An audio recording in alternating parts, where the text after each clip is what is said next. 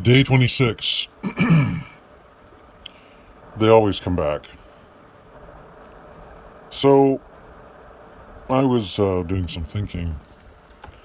I was talking to my dad yesterday. My dad lives at a distance. I talk to him every couple of weeks. I would like it if he lived closer. Simply because, FaceTime is always more fun than, talking on the phone. Just my idea of a good time, but it is what it is. But it's good he's around. We can talk about things. And of course, he was calling to check on my situation because he knows that I'm not particularly happy about this. I mean, as you guys can refer back to the initial videos, when this first thing went down, I was pretty broken up. And even just 2 days ago, you can hear that I was a little broken up. It's no fun, being the torchbearer, being the man, being the true romantic, being the guy who is willing to go down with a ship. It is the station of men. However, we got talking about this, that, and the other thing, and we started talking about his relationships in his past. He had been married to my mom for about 40 years, so he didn't have a lot of relationships in his past, but he married my mom when he was in his mid to late 20s, and so he had some in his early 20s. And he related a story of how, when you're with a woman, you have to keep the deal up, meaning that, things like your status can only increase, can't decrease. And you have to be your best choice all the time. So he related a story of got a girl he was involved with when he was in high school for about 4 years, through basically the whole of high school. And as you know, high school is a sweet time. You don't have the complexities of adult life, and you can still have some nice romance with a girl. But the challenge he had is that in his final year of high school, grade 12, he failed. He had to repeat grade 12. And his girlfriend did not.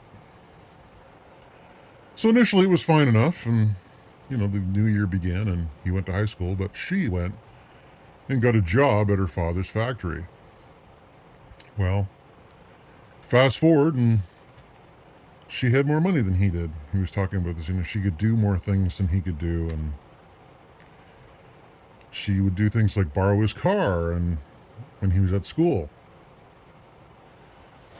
The point is that after a period of time, she more or less said to him, hey, I've got other guys at work and other things that are asking me out. And you have to remember, these other men would have jobs. They'd be a little older, maybe a little more sophisticated than a guy still in high school. And ultimately, she broke it off with him. Now, of course, that seriously wrecked him. And, because he'd been going out with her for 4 years. I could only imagine myself. I mean, if I remember high school relationships, and I had one girl in particular that didn't go with her for long, but she, smoked me, like when she left. So, assuming that my father is wired similarly to me, I could understand the pain he would have gone through. So she left him and more or less disappeared for a couple of years, actually. And in that time frame, he met another girl, and he talked about how she was very beautiful, and he tried to get with her, but her lifestyle was completely different. She was surrounded by people who like to smoke and drink, which my dad will have a beer now and again, but he doesn't smoke or drink. He's not that person. He's not a quote-unquote party person. But he did go out his way to say that, she was incredibly beautiful, and that was the hook. So that went on for a couple of years, the other girl. But then he came home one day, and his mother said, hey, there's a message here from your old girlfriend. And at that moment, my dad said his heart stopped, because it was like, she was his first love. And she'd come out of the blue. So, as he described it, he called her up, tried to be cool, calm, and collected because, when you love someone as a man, and I can relate, when this girl calls me up, I'm going to have to do everything in my power to maintain my composure. Everything and then some. He called her up and they got together. They for a date.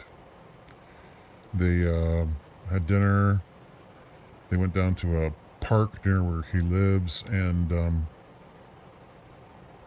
they end up. As he describes it to me, they end up talking till about 5 in the morning. And he had learned that she was going out with another guy, and it was getting serious, talking about marriage. And they talked to about 5 in the morning, and then he never saw her again. So what was happening there? Well, a woman will revisit the notion of having a relationship with you again based on how good the relationship is with the current person she's with. Because you can bet dollars to donuts that the guy she was seeing had no idea she went to see my dad. Now, of course, that was a 2-year separation because, when you're younger, it's, and 50 years ago, life was a little more stable, if you will. Like, there wasn't as many distractions, I think. Anyway, I told my dad, basically you handled that wrong because what basically happened is that, number one, you let her keep you out till 5 in the morning while you spilled your heart to her.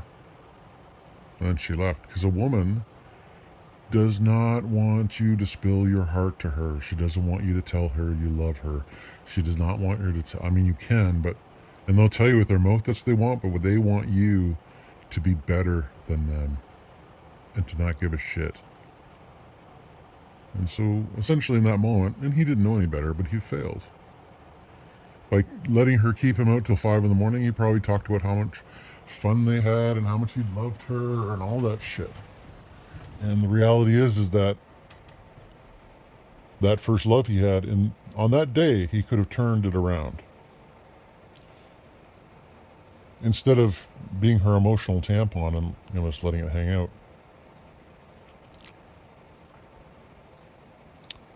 You really have to come from a place of detachment. He should have said, hey, baby, let's get together. And just not even talked about the relationship. She probably said, hey, let's talk about all the past and this and the other thing.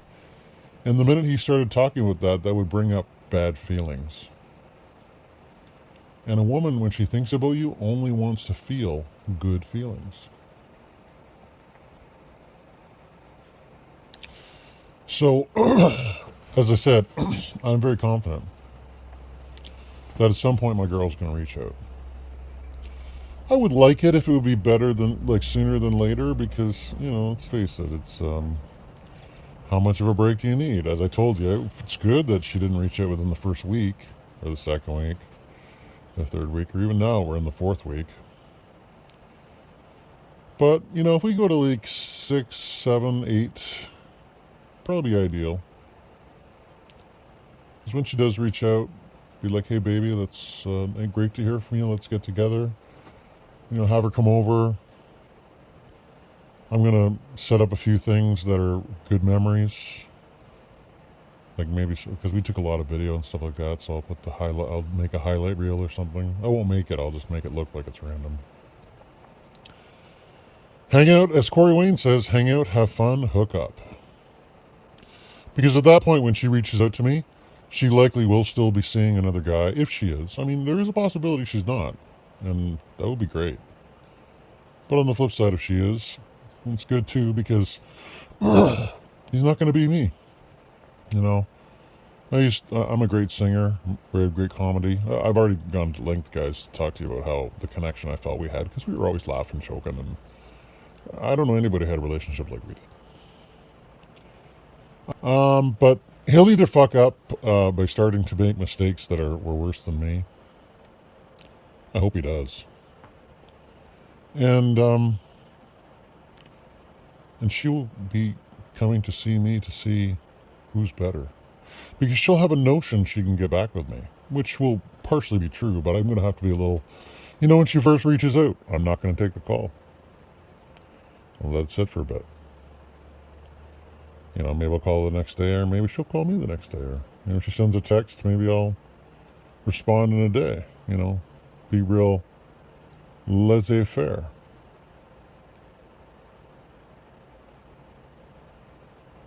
So, like I said, they always come back. I think about all the women in my past, and I'll tell you the story at some point. I had one woman I lived with a couple years ago, and more than that, 4 or 5 years ago. We lived for a while, and she took off another guy, but then she came back a couple of times, and the problem was I was a captive audience because she knew where I lived and I worked at home. Just sort of dropped in, and I was a blubbering... it was terrible. Mind you, at the time I was having some domestic issues with my ex-wife and my children, so there was I had quite a heavy emotional load. So it was hard to be as stoic as I'm going to be now.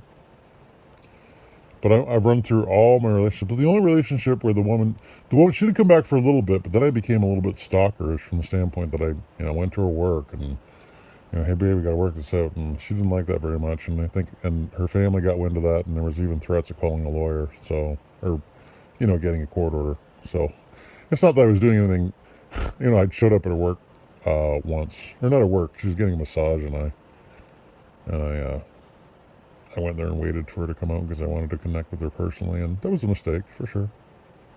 But after that, her family was pretty vigilant, so I never heard from her again, and I never would, because they would have planted the seed of he's an asshole. Plus, women have to deal with social proof, so in that particular case, for her to get back with me, not only would she have to go through the trauma of getting back with me, but she'd have to go through the trauma of convincing her family that I'm not a terrible person.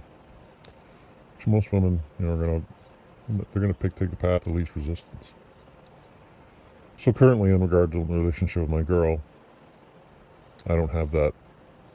She won't have to bear that extra weight. The only extra weight she's going to bear is that if she's seeing a new guy, and if she's introduced him to her kids, because her kids love me. I can just see them around the table or with the dude there, and he'll be talking about Robert this, Robert that. And, yeah. I could just see her getting angry. I could see her actually talking to her children saying, don't talk about Robert. But, it's, there's an expression, there's no such thing as bad publicity. And that's for sure part of the deal. So anyway, like I said, they always come back. Fortunately, it's only day 26. Wish I had a time machine that can go forward in time.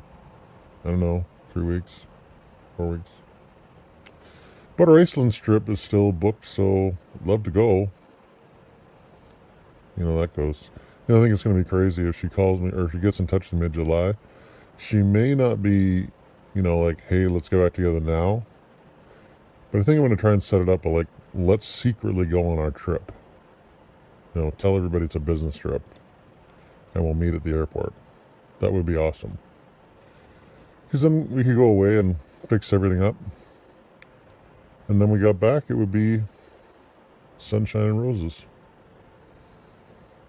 I'm going to visualize that. That's what I'm going to do. I'm going to visualize us on our trip. And I'm going to bring it to reality. That's the law of attraction stuff, which I'll talk more about soon. Anyway, guys, thanks for listening. Day 26. Have a good day.